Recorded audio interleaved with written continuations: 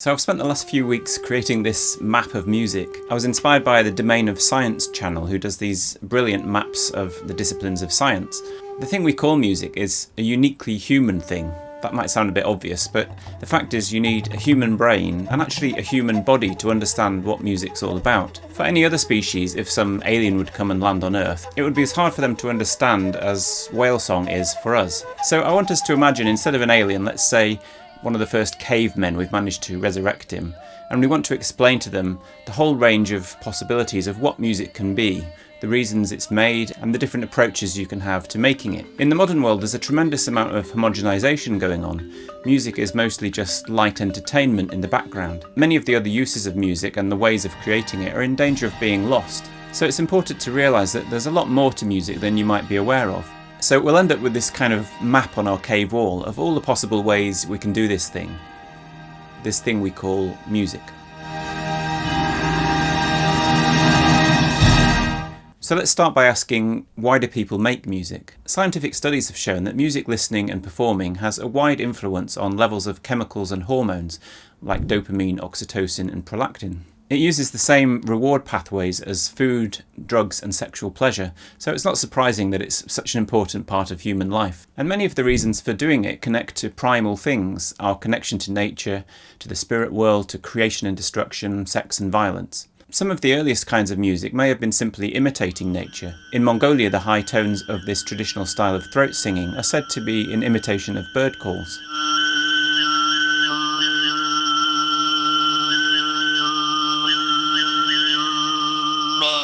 And the strumming of this stringed instrument called the agil imitates the sound of the horse, an important animal in Mongol culture.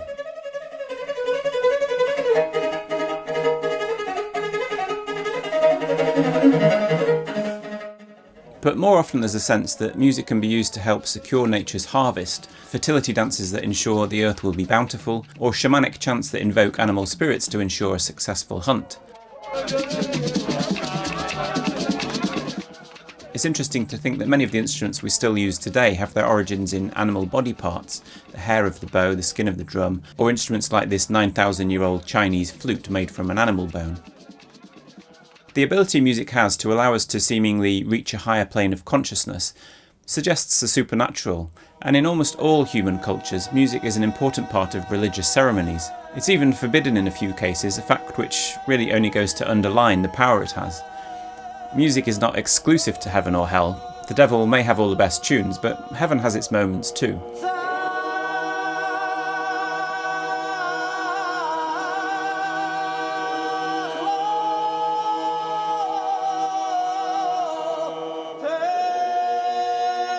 Many cultures create elaborate and long-lasting musical rituals, where music is used to both communicate with the spirit world but also to heal the living. The Lila ceremony in Gnawa music from Morocco is used to allow participants to connect or placate supernatural spirits.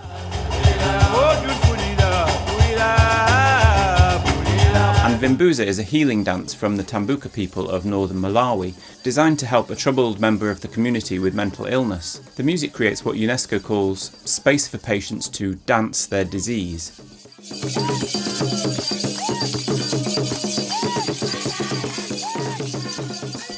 Western practices of music therapy attempt to do something similar, but rarely on a scale that involves the whole community. These rituals are of course also useful for social bonding, and this is one use of music that can be found throughout the world, whether it's singing in a choir or just singing along with a group of friends to your favourite band. The oxytocin release music gives makes you trust and be more friendly to your co-performers.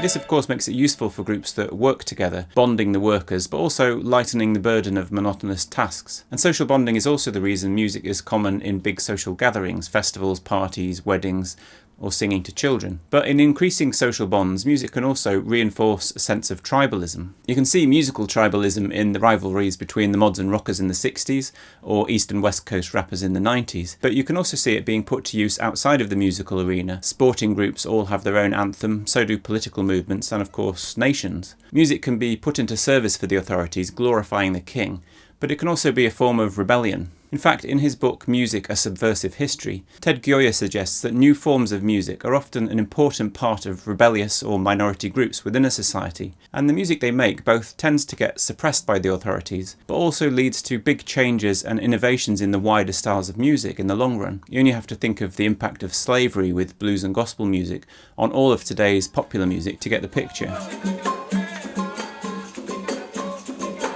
Capoeira from Brazil is another tradition whose origins lie in slavery. It's a martial arts dance to the rhythms of the berimbau. And dance is another important use of music, so much so that it's hard to imagine dance without music.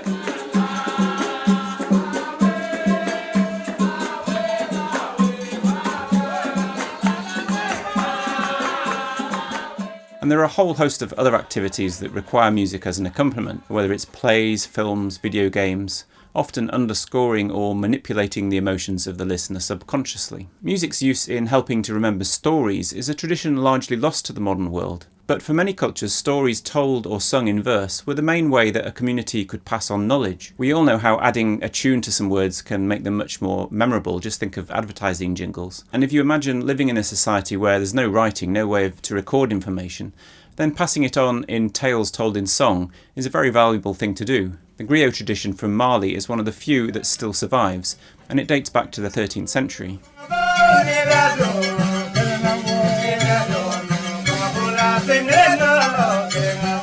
As well as these epic tales, music can also be used to be far more personal. As a personal expression of grief to lament the dead is one example, but by far the most common choice of subject for personal expression is love and sex.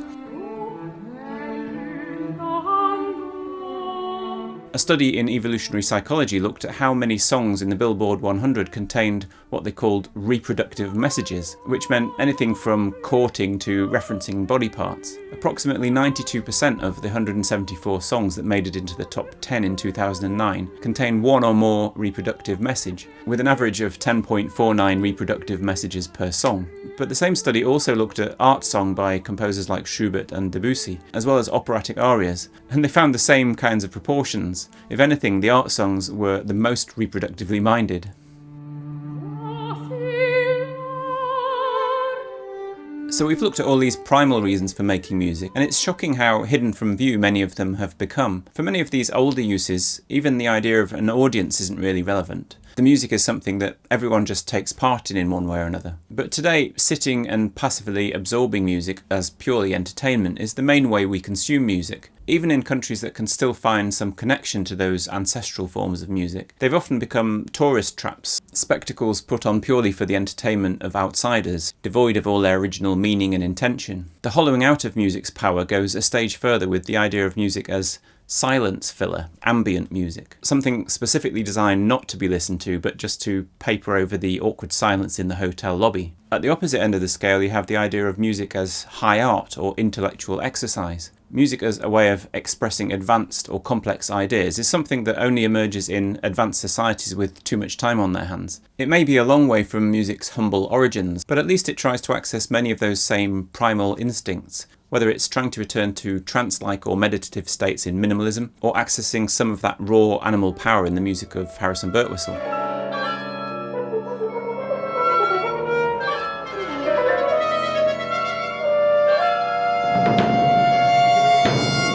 Okay, so we've got our reasons now, but how do we do it? How do we actually go about making music? Well, most obviously we can use what we already have. The human voice is by far the most commonly used instrument, both as a soloist or in groups. If we decide instead to use an instrument, there are literally thousands we can choose from, and more still being created every day in an ongoing testament to human ingenuity. There are various ways to categorise them, but one of the best known is the Hornbostel sax system, which distinguishes instruments by how the sound is actually produced. It has four main groups: idiophones, which produce the sound by vibrating the primary body of the instrument itself. This includes percussion instruments like the xylophone and the guiro. Membranophones produce a sound by vibrating a stretch membrane. This mainly means drums, although a kazoo is also a membranophone. Chordophones produce sound by vibrating one or more strings. This includes guitars and banjos, but also pianos and zithers. Then there are aerophones, which produce a sound through a vibrating column of air. This includes all wind and brass instruments, flutes, trumpets, clarinets, and so on. A fifth category, the electrophones, was added later to cover instruments that generate sound by electronic means. For example, the theremin, or this new instrument, the Arpeggi, which is only about 10 years old.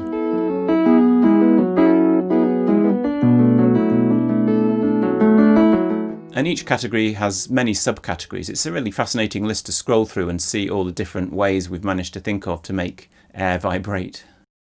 When it comes to combinations of instruments, voice and accompaniment is very common, and probably the most common of all is a band, which is a loose lineup usually consisting of some combination of bass, percussion, chord instrument and soloist who may be a vocalist. And this is found in countless kinds of folk music, popular music and jazz.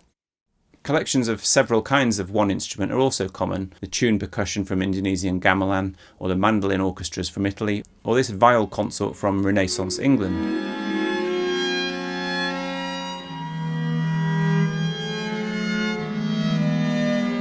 Larger mixed collections of instruments like the classical orchestra are much more unusual, requiring a rich and complex society to sustain.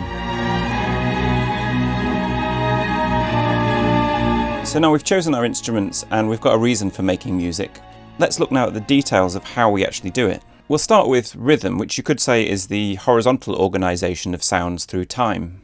The more you think about music, the more you realise what a strange phenomenon it is. Each note sounds in the moment, but disappears off into the past as soon as it's sounded. So all music is really a form of memory, but also a form of expectation. Neuroscientists today recognise the phenomenon known as entrainment, where your brain waves sync up with a repeating sound. We align ourselves with an ongoing rhythm. So it's not surprising that a lot of music has a way of dividing time into repeating units of equal length. This allows us to get a handle on the time flowing past and anticipate the next unit of time in advance. The most common way to do this is to create a beat, which, not coincidentally I think, is a unit of time roughly corresponding to the speed of a human footstep. At the slowest, musical beats are equivalent to a slow march, and at the quickest to a fast sprint. Most music that has this kind of beat will also group a number of beats together to form a bar or a measure, and will also subdivide the beats into smaller units, usually in groups of 3 or 4. So this kind of approach is usually known as divisive because the larger units are divided and divided again. It's most common for the first beat of the bar, known as the downbeat, to be the strongest. But not always. The Spanish flamenco styles like the bulería emphasise beats 3, 6, 8, 10 and 12, with beat 1 being one of the weakest beats.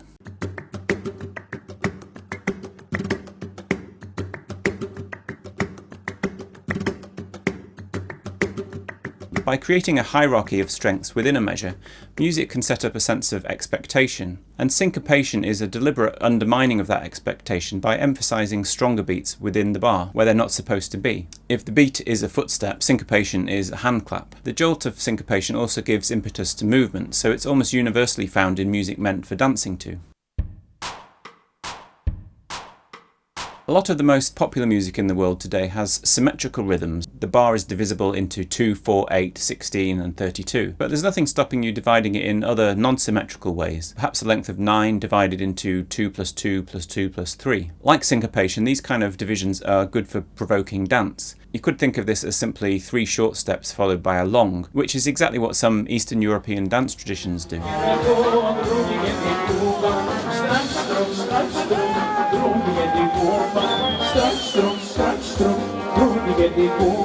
Or you can make the bar line much longer, more of a rhythmic cycle. The Indian Tala system is one of the best known examples, but there are others, for example in Persian music or the cycles in gamelan music known as colotomy.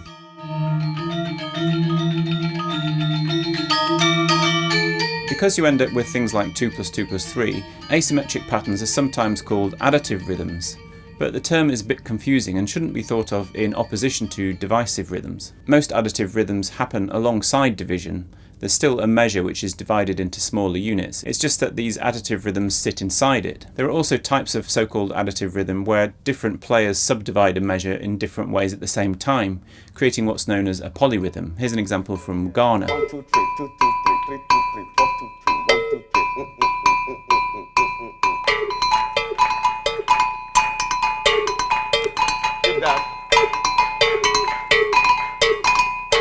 Additive rhythm is perhaps more useful to describe the music of Western classical composers like Philip Glass or Olivier Messiaen, where there's no overall cycle. The music really is built by adding one length to another. But of course it's also possible to make music without a beat or a pulse. This music may not instantly align with our brainwaves, but it will drift or float. This freer kind of rhythm is usually associated with improvised music. Rather than the footstep, the human action it relates to is the breath. It's the song rather than the dance, and music made in this way will usually fall into phrases that match the length of a human breath. Music that is free from periodic repetition tends to be useful for more meditative, reflective kinds of music. In Japan, the Komuso monks use the shakuhachi as a tool for solitary meditation.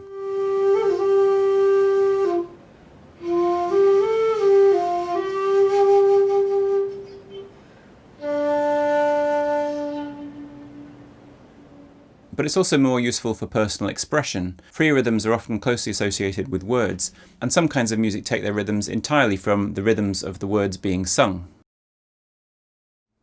Now let's look at the vertical aspect of music, the pitch and the harmony of music.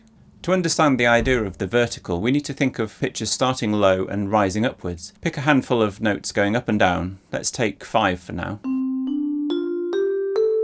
We can think of these as a mode or a scale. Once you start adding more than a few notes, if you keep your ears open, you'll probably find one that's quite like the first one you played.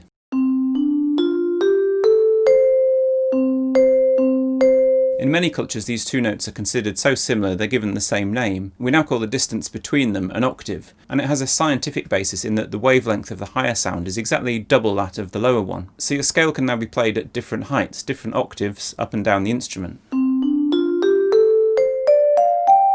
How many notes you have within the octave and how they're spaced out is up to you. Typically you'll find between 5 and 7 to be about right. Some cultures spread them out more or less equally, like the equipentatonic scales found in both Indonesia and parts of Africa. But more commonly you'll find a mixture of shorter and longer intervals. The Western church modes, which include the major scale for example, have groups of 2 and 3 larger intervals, whole steps, separated by 2 smaller intervals, the half steps. The way these notes are tuned, known as temperament, is also important. The most common tuning today is equal temperament, where the octave is divided up into 12 exactly equal divisions. So our 5-note scale would be selected from amongst these 12. But many cultures, particularly before globalization homogenized everything, had different ways of tuning their notes, and see my video on music being 12 shades of grey for more on that.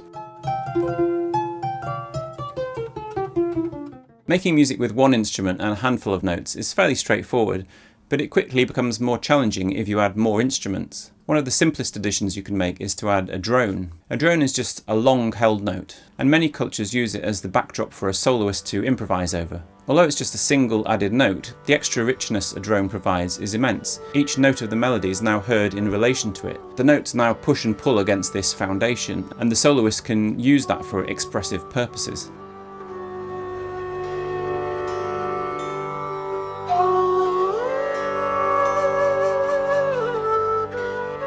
If you want to get more complex, vocal music is one of the most common places to start mixing more than one idea at a time. The idea of a musical round is where a melody starts in one voice, and then the same melody starts a little later in another voice. As the two melodies combine, different notes sound simultaneously, and we get what's called harmony.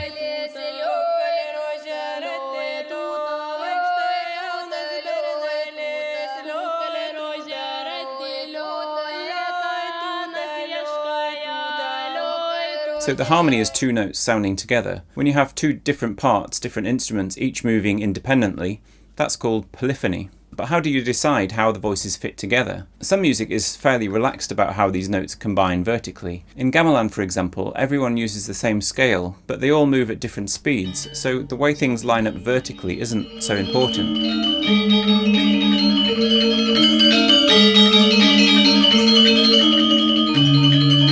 If you're trying to actually control how things work vertically, well, things can get really complicated. You need to invent your own rules as to how these harmonies work. A good starting point is the harmonic series. It's a series of notes naturally produced by most instruments. So when you play a main note, you will also hear quieter notes above it. You'll hear an octave higher, which is double the wavelength as we've seen, but also even quieter pitches where the wavelength triples, quadruples, and so on. It's nature's scale, if you like.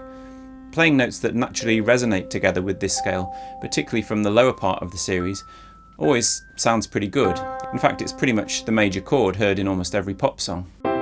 But how you use these natural sounds is really a matter of taste. Too much of a good thing can get pretty annoying after a while, so you might want a few nastier sounds in there as well. The same system that produced equal temperament also produced one of the most flexible systems of musical harmony humans have developed, known as the common practice, which was used throughout Europe from the 17th century onwards, and forms the foundation of most popular music, jazz, and even many of the traditional musics that have some European origins, like many South American musics. At its heart, the common practice is a system of tension and release, with all harmonies leading eventually back to a home chord. Okay, so we've got our ideas of rhythm and pitch. Now we need to think about how to turn them into a piece of music. We need a structure. Once you've got the notes of your scale, you're ready to play your first melody. A melody is simply a collection of these notes played in a sequence, and as we heard, they're often broken up into shorter sections called phrases. Some melodies are very catchy, very memorable, and combining melodies with words makes them even more so. But not all are designed to be catchy. Some are like those fluid lines we saw, much more florid and decorative. But now we have to decide how to combine these melodies into a larger structure. We talked about how music is concerned with memory and anticipation. So a structure is really a way of organising our music, taking those two concepts into account. If you write the type of music where your melodies are designed to be memorable, you might write several ideas in one piece. These are sometimes known as themes, and a lot of music has prescribed ways of handling themes over the course of a piece.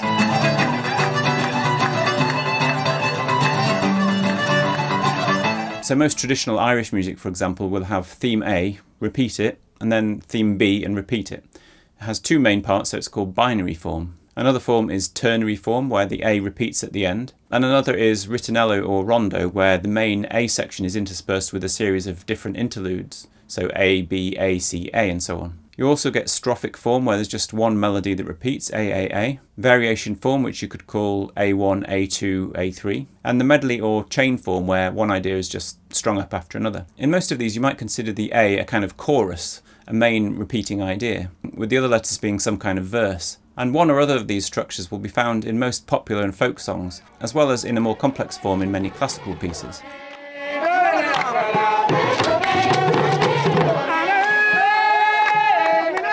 Traditional African vocal music, particularly in sub-Saharan Africa, uses a form known as call and response. A soloist sings a line and the chorus either repeats it or answers it.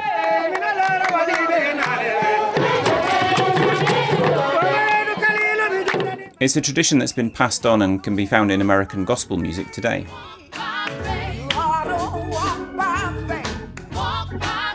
In music where the melody line is not designed to be catchy, there will instead be a series of rules or guidelines that help the soloist navigate the structure of the piece. In jazz, the soloist usually improvises over a well-known tune or chord progression. For the listener as well as the performer, these kind of rules need to be learned. So if you're new to a culture and don't know, at least subconsciously, what to expect from the structure of a piece of music, you'll probably miss the point. Let's say you're hearing North Indian classical music for the first time. It will help if you know that a single piece is probably going to last the better part of an hour, and it's going to have three main sections: a free-flowing opening, a more rhythmic second section, and a third that combines the two. As you understand more, you'll realise that the scale the soloist is using is actually much more than a scale. It's more of a series of ways you can play a scale, a concept known as a raga. And you'll begin to notice the creative ways the soloist introduces different elements of the raga within their performance. But not all music uses melody as the primary concept on which to base a form. Some music, particularly of course percussion music, just uses a groove, an interlocking rhythmic pattern. The music might have a way of starting and stopping, but other than that, it carries on with the groove, perhaps with some rhythmic improvisation or variation on top. Groove-type music is often in the form of a ground bass, where a repeating bass pattern forms the main structure of the piece, although it can also be a chord pattern like in this traditional joropo music from Venezuela.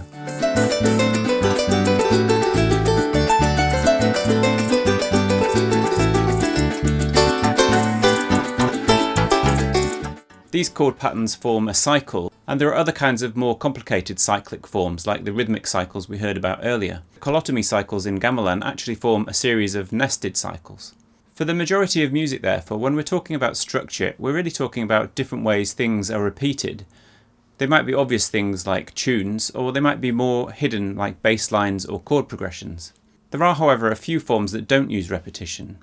Narrative form, found in traditional Japanese music for example, follows the structure of the words to create the musical shape.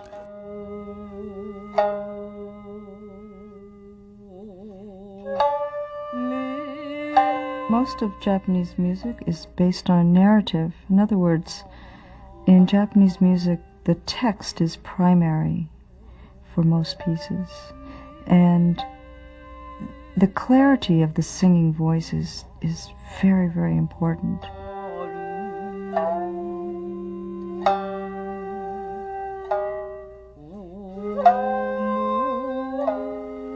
If you want to make more original and more complex structures, you may need some way to more easily communicate them to the performers. And over the past 1,000 years or so, Western musicians have developed ways of writing musical notes down. Now when you perform this music, you don't need to know the rules, you don't need to know how it was constructed, you just need to be able to read the written language. And it's developed into a fairly sophisticated way of capturing much of the detail you need to recreate a piece. Although in most cases it doesn't show you some of the most crucial aspects, the microscopic changes in tone, pitch and rhythm that add so much expressive nuance to a performance. What notation has given composers though is the freedom to create a whole range of different structures that just wouldn't be possible without it. You can really dig down into the process of memory and expectation and create much more complex structures. And this puts music on a par with poetry or novels in its ability to manipulate ideas.